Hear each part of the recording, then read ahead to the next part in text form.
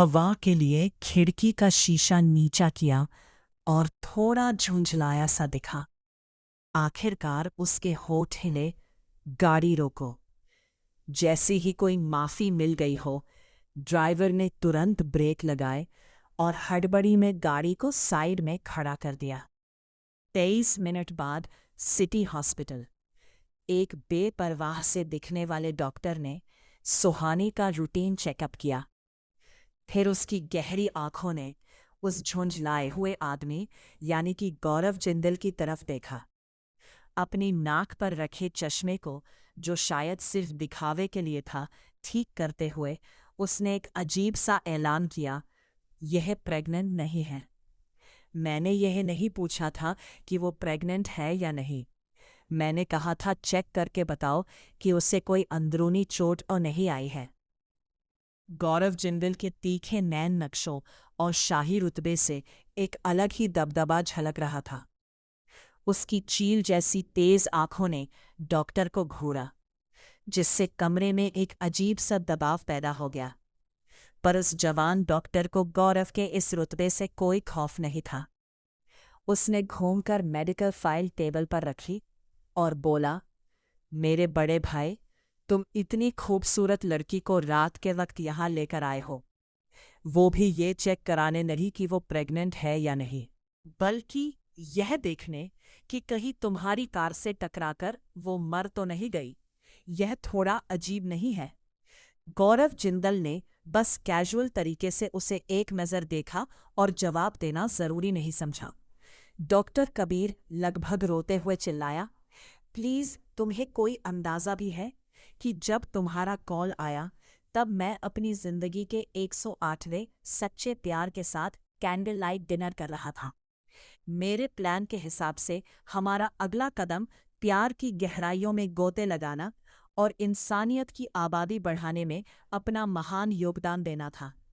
और तुमने मुझे ऐसे क्रिटिकल मोमेंट पर कॉल कर दिया। कॉल करना तो दूर की बात, तुमने मुझे एक औरत का इलाज करने के लिए यहाँ भाग कर आने को कहा। मैं सब कुछ छोड़ छाड़ कर रास्ते में 3 रेड लाइट जंप करके यहाँ पहुंचा। और यह औरत क्या निकली? बस एक बेचारी बदकिस्मत लड़की, जिसे तुम्हारी गाड़ी ने टक्कर मार दी। यह बहुत नाइंसाफी है यार। मेरे होने वाले बेटों, मेरी बेटियों, मेरे प्यारे बच्चों, डैडी को माफ़ कर देना।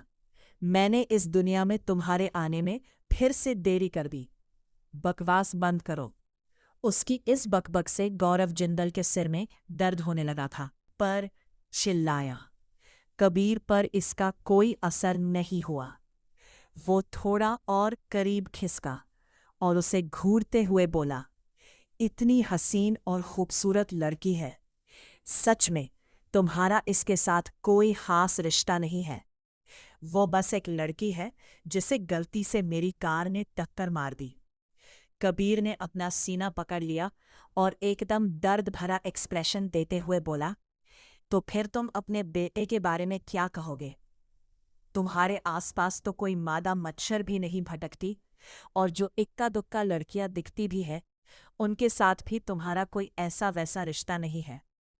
फिर हम चारों दोस्तों में से तुम सबसे पहले बाप कैसे बन गए?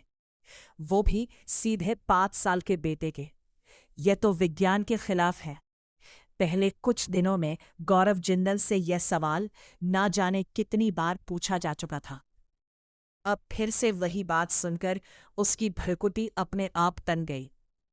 वो अपनी जगह से खड़ा हुआ। उसकी पर्सनैलिटी किसी टॉप मेल मॉडल को भी मात देती थी। इसके इलाज का सारा खर्चा मेरे कार्ड से काट लेना। और हाँ, जब ये होश में आए तो इसे मेरा ये बिजनेस कार्ड दे देना। उसे कहना मैं उसकी कोई एक डिमांड पूरी कर सकता हूँ, बशर्ते वह कोई फालतू की मांग ना हो। अरे भाई, तुम इस ब्यूटी को मेरे पास छोड़कर जाने का प्लान तो नहीं बना रहे हो ना? गौरव जिंदल को जाते देख कबीर ने जल्दी से उसे पकड़ लिया। गौरव जिंदल ने चिढ़ते हुए उसे देखा, तो और क्या? क्या तुम चाहते हो कि मैं इसे अपने घर ले जाऊं? गौरव जिंदल को झल्लाया हुआ देखकर कबीर थोड़ा डर तो गया, लेकिन अपनी खुद की जान बचाने के लिए उसने हिम्मत जुटाई और मोलभाव करने लगा। तुम इसे अपने घर क्यों नहीं ले जाते? कमरे का माहौल गर्म होते देख उसने खुद को बचाने की पूरी कोशिश करते हुए सफाई दी। मैंने अभी इसका चेकअप किया है। यह सिर्फ बेहोश हुई है। थोड़ी देर में मेरी माँ अस्पताल का इंस्पेक्शन करने आने वाली है और तुम उनका नेचर जानते हो। अगर उन्हें पता चला कि मैंने आधी रात को एक फीमेल पेशेंट को एडमिट किया है, वो भी इतनी खूबसूरत लड़की को, तो वो हरगिज यकीन नहीं करेंगे कि मैं सिर्फ इसका इलाज कर रहा हूँ। बेहतर यही है कि तुम इस औरत को अपने साथ ले जाओ। एक रात तुम्हारे यहाँ सोने के बाद ही अपने आप होश में आ जाएगी। कबीर अंदर ही अंदर बहुत नर्वस था। वो गौरव जिंदल का नेचर बहुत अच्छे से जानता था। औरतों से सख्त नफरत, यहाँ तक कि उसे औरतों से बात करने में भी चिढ़ मचती थी। गौरव जिंदल को किसी औरत के साथ इंटरेक्ट करवाना आसमान से तारे तोड़कर लाने से भी ज्यादा मुश्किल काम था। ऊपर से गौरव जिंदल का एक ऐसा राज था जिसकी वजह से पिछले कई सालों में जिंदल परिवार के इतने रुतबे के बावजूद इस पिरामिड के टॉप पर बैठे इंसान का कोई स्कैंडल सामने नहीं आया था। यहाँ तक कि अचानक एक नाजायज बच्चे यानी आरव जिंदल के सामने आने पर मिसेज जिंदल यानी गौरव की माँ तो खुशी के मारे रो ही पड़ी थी। बस भगवान को प्रसाद चढ़ाना ही बाकी रह गया था, क्योंकि गौरव जिंदल के स्वभाव को देखते हुए अगर आरव जिंदल की एंट्री नहीं हुई होती तो शायद जिंदल खानदान का वारिस इस पीढ़ी में खत्म ही हो जाता। वैसे हमारी दोस्ती के खातिर इसे अपने साथ ले जाओ भाई। मैं नहीं चाहता कि मेरी माँ मुझे अपने तानों से मार डाले। वैसे भी तुमने इसे टक्कर मारी है तो तुम्हें थोड़ी जिम्मेदारी तो लेनी ही चाहिए है ना।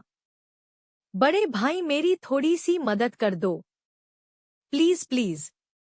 यह रिक्वेस्ट सुनकर गौरव जिंदल की पहली प्रतिक्रिया साफ इंकार थी, लेकिन अपने दोस्त की मिन्नतें करते हुए दयनीय चेहरे को देखकर और फिर अस्पताल के बिस्तर पर पड़ी उस औरत को देखकर जिसका चेहरा पीला पड़ा था, जो बड़ी मासूम लग रही थी और जिसके फिलहाल होश में आने के कोई आसार नहीं थे, उसके होठ हिले और उसने कहा, इसे कंट्री गार्डन मेंशन भिजवा दो। कबीर खुशी से उछल पड़ा। उसने तुरंत किसी को उस लड़की को कार में शिफ्ट करने का आर्डर दिया। भाई तुम ही क्यों नहीं इसे खुद ड्राइव करके अपने साथ ले जाते? गौरव जिंदल अभी वह ठीक से गुस्सा भी नहीं कर पाया था। इससे पहले कि वो कुछ और रिएक्ट कर पाता, उसका दोस्त किसी चिकनी मछली की तरह वहां से खिसक चुका था। तो बात पक्की रही, मैं चलता हूँ। Bye bye.